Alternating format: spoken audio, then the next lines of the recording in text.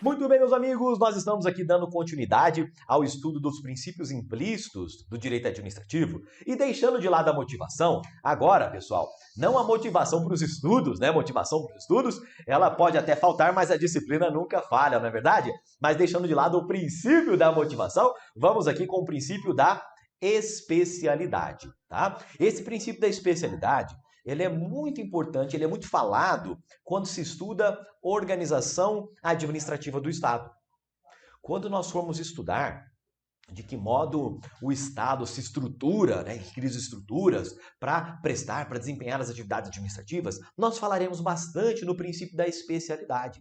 Por quê? É ele quem vai legitimar a criação das entidades da administração indireta.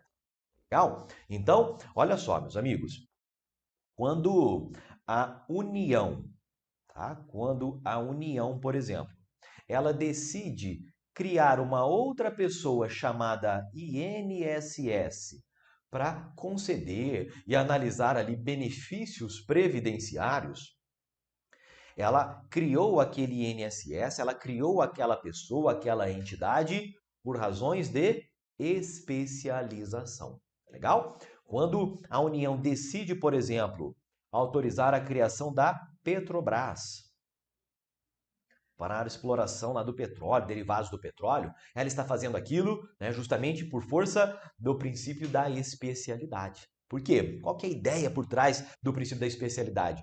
É que se eu criar uma pessoa, né, se eu criar ali uma entidade especializada em benefício previdenciário, se eu criar uma pessoa especializada em exploração de petróleo, acredito, a tendência é que aquela atividade, concessão de benefícios, exploração de petróleo, fique mais, ela fique melhor, tá? Quando há esta especialização.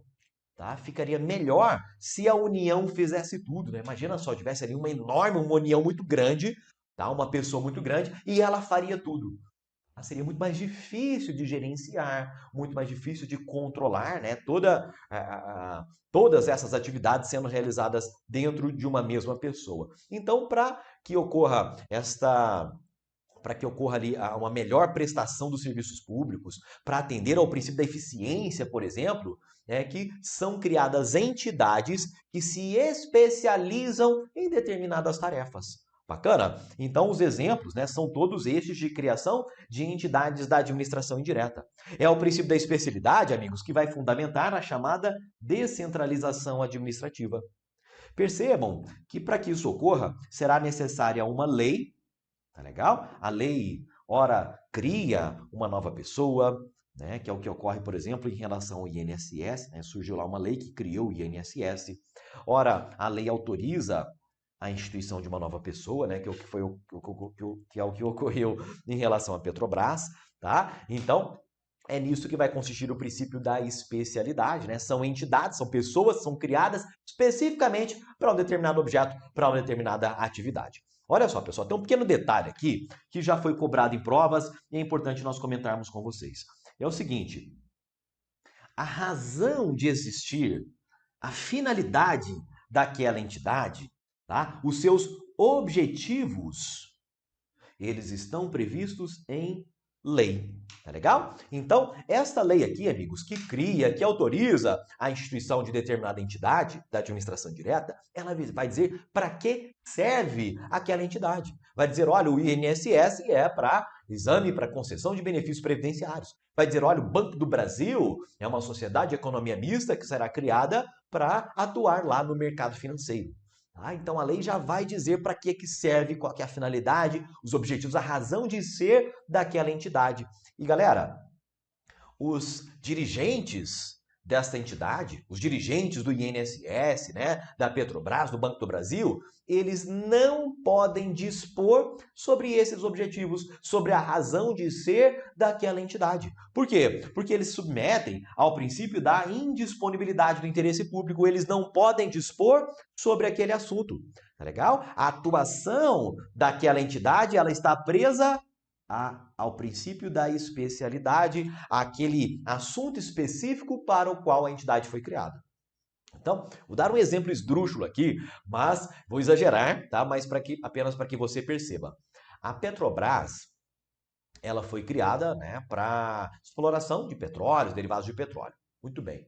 Imagina só que em determinado momento a Petrobras está percebendo ali uma grande oportunidade de lucro, né, dentro do mercado de criptomoedas, né, de Bitcoin, enfim, lá de criptomoedas. E aí ela cria lá uma nova diretoria e ela começa a comercializar criptomoedas. Vem cá, pessoal, dá para ela fazer isso? Não, porque ela foi criada para um propósito específico e ela não pode dispor, tá? Os diretores, os gerentes, enfim, o presidente da Petrobras não pode dispor sobre aquele assunto, ela está presa àquela finalidade que ensejou sua criação. Bacana?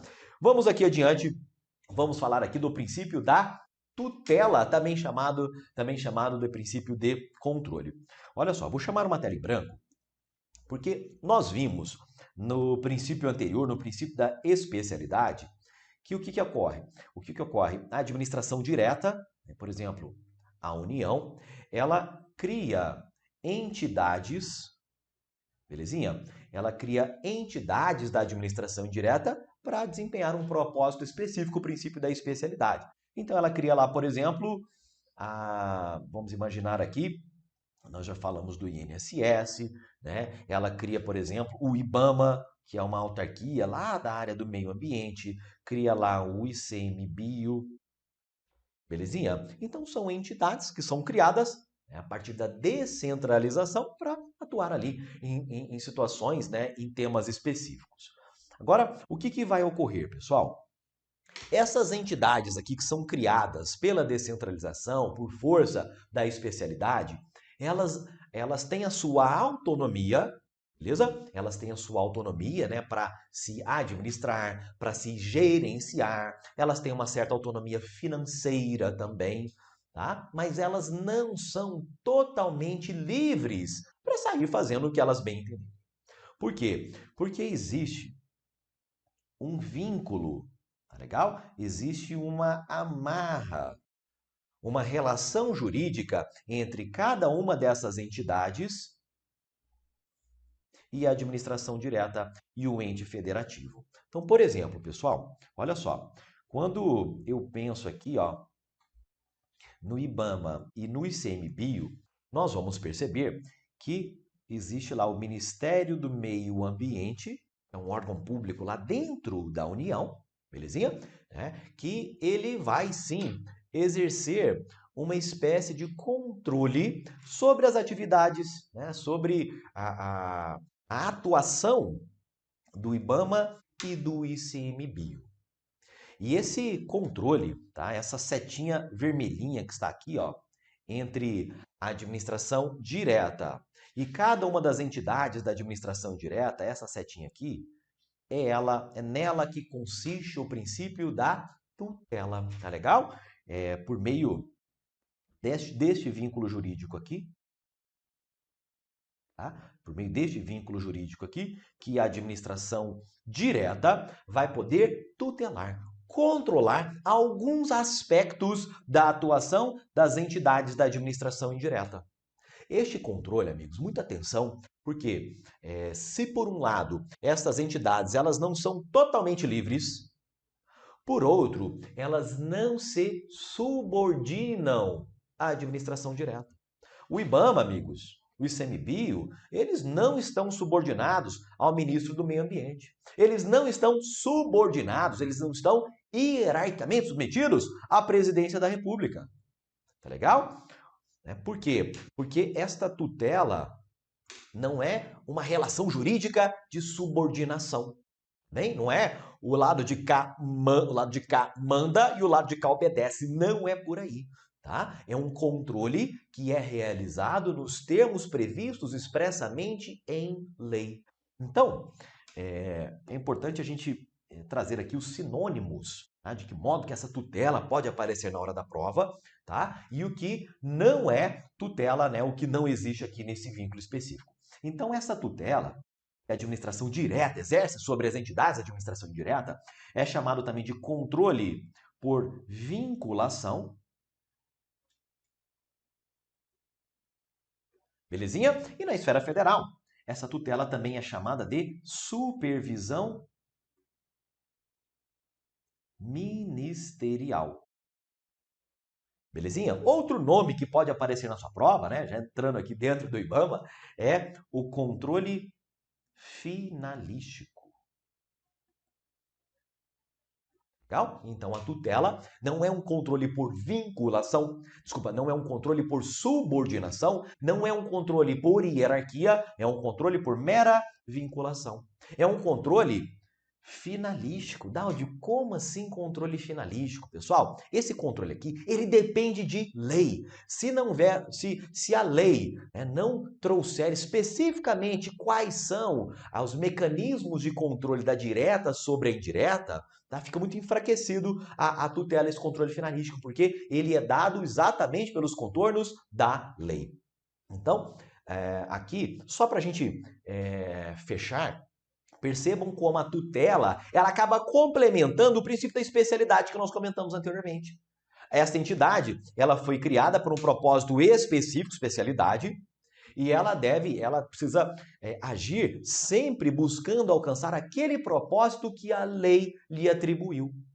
E para que ela não se desvie daquele propósito, é para isso que existe a tutela, é para isso que existe um controle quanto à finalidade de atuação. É para isso que nós temos o controle finalístico. Belezinha? Esse é um tema que ele é um tanto quanto capcioso, né? Mas é importante a gente perceber aí claramente que é um controle que é dado pela lei e não é dado por laços de subordinação, de hierarquia. Bacana? Olha só, agora sim, nós vamos voltar aqui para o nosso slide, tá? Compreendidos aí esses contornos do princípio da tutela, percebam que essas entidades descentralizadas, elas não estão sujeitas à hierarquia, à subordinação. É um controle que a administração direta exerce sobre as entidades da administração indireta, é um controle finalístico por vinculação e que vai checar a observância, né, o atendimento da finalidade que ensejou a criação, aquela finalidade específica. Belezinha? Então, nós já fechamos aqui, né, nesse bloco um tema muito importante, especialidade, nessa essa casadinha do princípio da especialidade com a tutela administrativa. E agora, né, vamos até dar uma turbinada aqui no ar para a gente falar sobre o princípio da autotutela. O nome é muito parecido, mas não vamos confundir a autotutela com o princípio anterior, que era o princípio da tutela. Lá na tutela, é a administração direta controlando as entidades da administração indireta, não é verdade? Aqui é uma outra história. Por quê? Nós falaremos sobre essa autotutela, esse autocontrole que tem a administração pública. Nós vamos ver que o princípio da autotutela ele é chave em provas, ele é essencial que você domine muito bem a autotutela para fins de prova, tá? É o princípio da autotutela, ele que vai permitir que a administração pública se autofiscalize. Que a administração pública, amigos, se autocontrole, né? Então, o que vai ocorrer? Imagina só, você, servidor público, vai lá e pratica um determinado ato administrativo. Bacana, você foi lá, praticou aquele ato, né? Buscando realmente alcançar a lei, né? Buscando alcançar o interesse público previsto em lei. 2 semanas depois, o seu chefe pega aquele ato que você praticou, né? Pega aquele ato lá que você praticou, né? E vai examinando aquele ato e percebe e fala, opa, este ato aqui, amigos, este ato aqui, ele tem uma ilegalidade muito grande dentro dele. Então, o seu chefe, ele vai lá e ele está fiscalizando, ele está controlando a sua atuação. Ele vai perceber que aquele ato tinha uma ilegalidade. O que ele fará? Ele vai anular o ato que tinha um defeito, que tinha um vício. Belezinha? É possível também, né? Isso aqui é a chamada reanálise de legalidade, ou controle de legalidade do ato praticado por você. Mas é possível também que você praticou um ato 100% de acordo com a lei. Mas ainda assim, o seu chefe vai revisitar aquele ato que você praticou, né? E examina por um lado, examina por outro e fala, olha, realmente esse ato está 100% de acordo com a lei, tá? Mas eu entendo que esse ato não é mais conveniente, que ele não está atendendo ao interesse público. Então, o seu chefe, ele estará fazendo uma reanálise de mérito do ato que você praticou. Tá? Então, essa fiscalização, esse controle que ocorre dentro da própria administração pública, seja pelo chefe, seja pelo chefe do chefe, seja por um órgão ali dentro da própria administração pública, né, especializado em fiscalização, em controle, tá? Esse autocontrole, essa fiscalização dentro da própria administração, isso é dado pelo princípio da autotutela. Belezinha? Olha só, pessoal. Aqui é importante a gente perceber que a autotutela, ela não é sinônimo de todo e qualquer controle, de toda e qualquer fiscalização a que se sujeita a administração pública. Imagina só, pessoal. Imagina, eu vou dar aqui um outro exemplo, tá? Para que fique muito claro isso aí. Por vezes, é publicado o edital de um concurso público, beleza? O edital de um concurso público, e em algumas vezes, aquele edital publicado, a própria administração pública vai lá e revoga o edital.